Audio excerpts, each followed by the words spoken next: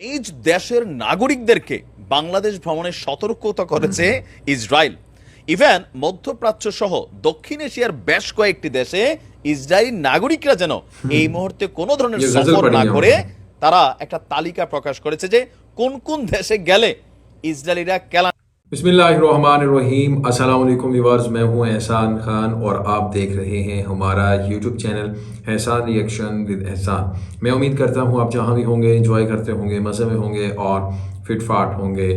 बड़ा फैसला कर लिया है, आपको बता रहे हैं इजराइल ने भी बांग्लादेश के बारे में। जी हाँ, बांग्लादेश ईरान के बाद दूसरा बड़ा मुल्क था जो फ़लस्तीन के ऊपर, गज़ा पट्टी के ऊपर बमबारी अटैक कर रहा है ना इसराइल, उसके बारे में जो बातचीत कर रहा था, दुनिया में उसके ख़िलाफ़ आवाज़ उठा रहा था और वज़ीर आज़म शेख हसीना जी उसके ऊपर बात कर रही थी और कोई नहीं कर रहा था। अब उन्होंने भी इनडायरेक्टली बांग्लादेश को नोटिस कर दिया है, बांग्लादेश को थ्रेट कर दिया है और एक बड़ा स्टेटमेंट दे दिया है इजराइल ने बांग्लादेश के बारे में। लेकिन क्योंकि बांग्लादेश की वज़ीर आज़म OIC के इजलास की बात कर रही हैं, OIC के जितने भी मेंबर्स ममालिक हैं उनको इनवाइट कर रही हैं, एक मीटिंग रख रही हैं। उस मीटिंग में वो फैसला करना चाहती हैं कि हम ये फैसला करके उठें कि जितनी भी फोर्स है मुस्लिम ममालिक की वो गज़ा में हमास के लिए भेजी जाए।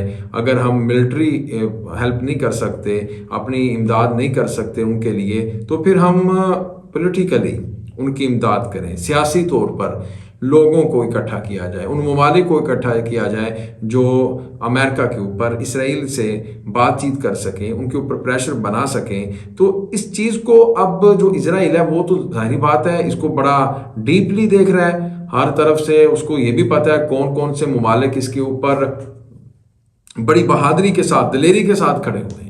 कोई डर नहीं, कोई खौफ नहीं, उनको सब पता है। उनको पता है कि ईरान जिस तरह से हमारे ख़िलाफ़ खड़ा हुआ है, फ़लस्तीन के हक़ में वो वेपन्स भी दे रहा है, मिलिट्री जो इक्विपमेंट्स हैं वो भी वहाँ पर सप्लाई कर रहा है हमास को।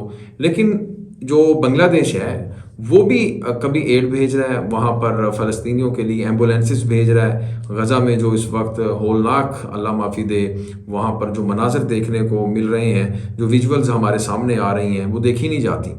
तो उसके ऊपर बांग्लादेश का जो स्टांस है वो दुनिया के सामने है। अब इजराइल क्या कर रहा है? इजराइल अपने शहरियों को, सिटीज़न को कह रहा है कि आपने सफ़र नहीं करना बांग्लादेश का, आपने घूमने फिरने के लिए बांग्लादेश नहीं जाना। अच्छा, ये कितना मुज़हिका खेज़, कितना फजूल किस्म का स्टेटमेंट है। अब वो देखें इन दोनों मुल्कों के दरमियान जो डिप्लोमेटिक रिलेशन है ना, वो कनेक्शन है ही कोई नहीं, एक दूसरे को मानते ही कोई नहीं। यानी बांग्लादेश मानता ही नहीं इसराइल को, तो फिर इनके दरमियान जो सफ़र है, विजिट है, वो कैसे हो सकता है? अब बांग्लादेशी जाते ही नहीं है इसराइल में और इसराइली बांग्लादेश में नहीं आती। वो असल में ना इनडायरेक्टली वो एक मैसेज देना चाह रहे थे बांग्लादेशियों को, बांग्लादेश को, कि जनाब हम ये ना समझे कि आप हमारे खिलाफ चल रहे हैं तो हम चुप करके बैठेंगे। तो आप जिस तरह से ईरान के साथ मिलकर उनकी मदद कर रहे हैं ये हमें अच्छा नहीं लग रहा। लिहाजा हम लोगों को नोटिस कर रहे हैं, अपने सिटीज़न को, कि आप जो बांग्लादेश का सफ़र ना करें, बांग्लादेश में ना जाएं। अच्छा, एक और मैं आपको चीज़ बता देता हूँ। बांग्लादेश फार्मास्यूटिकल में एक मेन हब है, रीढ़ की हड्डी। अब बांग्लादेश के फार्मास्यूटिकल के जितनी भी प्रोडक्ट्स हैं ना वो पहले भारत जाती हैं, फिर भारत से जाती हैं इसराइल में। यानी जो बांग्लादेश की फार्मास्यूटिकल प्रोडक्ट्स हैं वो उसकी बहुत ज़्यादा डिमांड है इसराइल में, तो एक वजह ये भी है। लेकिन पहले नईम साहब की ये वीडियो देखेंगे, वो इसके ऊपर एनालिसिस दे रहे हैं। तो आइए वीडियो देखते हैं। वीडियो देखने से पहले अगर अभी तक आपने हमारे यूट्यूब चैनल एहसान रिएक्शन को सब्सक्राइब नहीं किया, चैनल पर नए आए, अभी विजिट किया, तो जनाब चैनल को जल्दी से सब्सक्राइब कर दें और बेल आइकन भी प्रेस कर दें। वीडियो को लाइक भी किया करें और कमेंट सेक्शन में आप अपनी फीडबैक से हमें ज़रूर आगाह भी किया करें। लीजिए वीडियो देखिएगा। 3, 2, 1 एंड क्यू। আমাদের দেহে বহে ঈমানি রক্ত, প্রাণে প্রাণে বিপ্লবী হুঙ্কার, তাকে বীরে বাতিলের মাসনদ, কত ভেঙে করেছি যে চুরমার। এই গজলটা আমার খুব প্রিয় একটা গজল। এই গজলটার একটা প্রেক্ষাপট আজকে আপনাদের সামনে উপস্থাপন করতে যাচ্ছি। আমাদের কি পরিমাণ ভয় পায় পশ্চিমা বিশ্বগুলা, পাশাপাশি স্বৈরাচারী রাষ্ট্র ইসরায়েল। এই প্রথমবারের মতন বাংলাদেশ নিয়ে এরা একটা ডিফারেন্ট স্টেজে গিয়েছে। এটার দুইটা কারণ। বাংলাদেশে থাকা রাজনৈতিক দলমত নির্বিশেষে সারা বাংলাদেশের মানুষ একত্রিত হয়েছে ইসরায়েলের এই আগ্রাসনের বিরুদ্ধে। আমাদের প্রধানমন্ত্রী তিনি কড়া ভাষায় হুঁশিয়ারি দিয়েছেন সারা বাংলাদেশের এই রিপোর্টগুলো ইসরায়েলের কাছে যাচ্ছে, আর এরপর পরই ইসরায়েল ভয়ে এই ধরনের সিদ্ধান্ত নিয়েছে। আর অনলাইনে আমরা তো আছি, শেয়ার করেন, ঘটনা শোনেন। আমার মনে হয় যে এর আগে কখনো এটা হয় নাই। ফিলিস্তিনের সাথে যুদ্ধ করছে ইসরায়েল কোথায়? সেই গাজাতে। কিন্তু ভয় তৈরি হয়ে গেছে সারা বিশ্বে, কারণ বাতিলরা জানে এদের বিরুদ্ধে বিশ্বজুড়ে খেলা শুরু হয়েছে। পৃথিবীর বিভিন্ন দেশে এদের এম্বাসিগুলোতে হামলা হচ্ছে, আক্রমণ হচ্ছে, এদেরকে রাস্তায় পেলে মানুষ ঘাই মারতেছে, আপনি বুঝছেন। আর বাংলাদেশের প্রেক্ষাপট নিয়ে আবার তাদের ওয়ার্নিং, নিজ দেশের নাগরিকদেরকে বাংলাদেশ ভ্রমণে সতর্কতা করেছে ইসরায়েল। ইভেন মধ্যপ্রাচ্য সহ দক্ষিণ এশিয়ার বেশ কয়েকটি দেশে ইসরায়েলি নাগরিকরা যেন এই মুহূর্তে কোনো ধরনের সফর না করে তারা একটা তালিকা প্রকাশ করেছে যে কোন কোন দেশে গেলে ইসরায়েলিরা কেলানি খাবে। আমরা তো বলি আয়, একবার খালি আয়। আমরা আমজনতারে কই নিতাম না, বুঝছেন? আমরা মানুষ তো খারাপ না, আমরা মশামাছি মারতাম না। আসো সেনাবাহিনী ইসরায়েলের, না বাংলাদেশের সাথে যুদ্ধ লাগলে হিসাব আলাদা। এমনি প্রয়োজনে আমি কই মানে দেশ টু দেশ যুদ্ধ না লাগিয়া এরকম যদি ডাক দেয় ইসরায়েলের তারা যে 100 বাংলাদেশি 100 ইসরায়েলি সেনা কিলাকিলি লাগবা, ইনশাল্লাহ আমরা জিততাম। প্রযুক্তিতে আমাদের দেশ দুর্বল, অর্থনৈতিকভাবে আমরা গরিব, এই কারণে তারা হয়তো অ্যাটম বোমা মারবে, ক্ষেপণাস্ত্র মারবে, এগুলো আমাদের কাছে না। আমাদের আলহামদুলিল্লাহ কলিজাবর্তী সাহস আছে।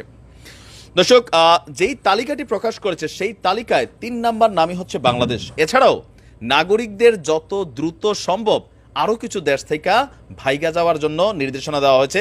এর মাঝখানে আছে মিশর এবং জর্ডান। এতদিন যাবৎ ফিলিস্তিন ইস্যুটা ছোট আকারে যতক্ষণ ছিল, মিশর কিন্তু অনেকটা পশ্চিমাদের চাটুকার ছিল, ইসরায়েলের দালাল ছিল। কিন্তু আলহামদুলিল্লাহ রাইট নাও কিন্তু মিশর খুব শক্তভাবে বেঁকা বসছে, আর এই কারণে ভয় পাচ্ছে। অলরেডি মিশর থেকে ইসরায়েলের রাষ্ট্রদূত ডরে ভাগ্যা গেছে, কোন দেশে চলে গেছে, জর্ডানেরতে যাওয়ার প্রস্তুতি নিচ্ছে। কারণ আরব লীগকে একত্রিত করতে পশ্চিমাদের যে চ্যানেলটা সেটাকে ভাঙার জন্য মিশর কিন্তু একটা শক্ত জায়গা। तो आपने नईम साहब की ये व्यूअर्स वीडियो देखी, शुरू में जब उन्होंने आगाज़ किया अपने एनालिसिस का, तो एक गज़ल भी बड़ी प्यारी पढ़ी उन्होंने। और अच्छा, फ़लस्तीन के ऊपर अब बांग्लादेश का जो स्टांस है वो दुनिया के सामने है। अब ये चीज़ अमेरिका को भी अच्छी नहीं लगती, लेकिन जो वज़ीर आज़म हसीना है वो चाहती हैं कि मुस्लिम ममालिक एक होके सोलिडरिटी का एक तो मुजाहरा करें, और दूसरा अपनी अफवाज को भेजें फ़लस्तीन में और गज़ा की पट्टी में, जो वहाँ पर आपको पता है कि जिस तरह से मजालिम हो रहे हैं, और आए रोज़ कभी मस्जिद को शहीद कर दिया जाता है, कभी हॉस्पिटल के ऊपर बम गिरा दिया जाता है, और निहत्ते मुसलमानों को मारा जा रहा है। इन मुसलमानों का खून इतना सस्ता है, वो कह रही है कि इसके ऊपर बात की जाए और आईना दिखाया जाए, इसको अमेरिका को प्रेशराइज किया जाए कि वो उसको कहे। अमेरिका की बात ही मानेगा उसका इजराइल, और तो किसी की नहीं ना मानेगा। इसीलिए ये चीज़ें उसे अच्छा नहीं लग रही कि वो फॉरेन पॉलिसी और फिर सफारती तौर पर पॉलिटिकली इतना ज़्यादा सियासी तौर पर वो डैमेज क्यों कर रहे हैं फ़लस्तीन इजराइल को।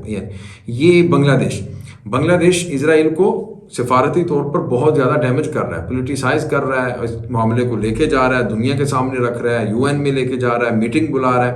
वो कह रहे हैं कि ये ना करे बांग्लादेश, ये कर रहा है तो हमें भी अच्छा नहीं लग रहा। और मेरे ख्याल में एक बड़ा जो ये है नोटिस दिया है इजराइल ने बांग्लादेश को इसकी कोई परवाह नहीं है।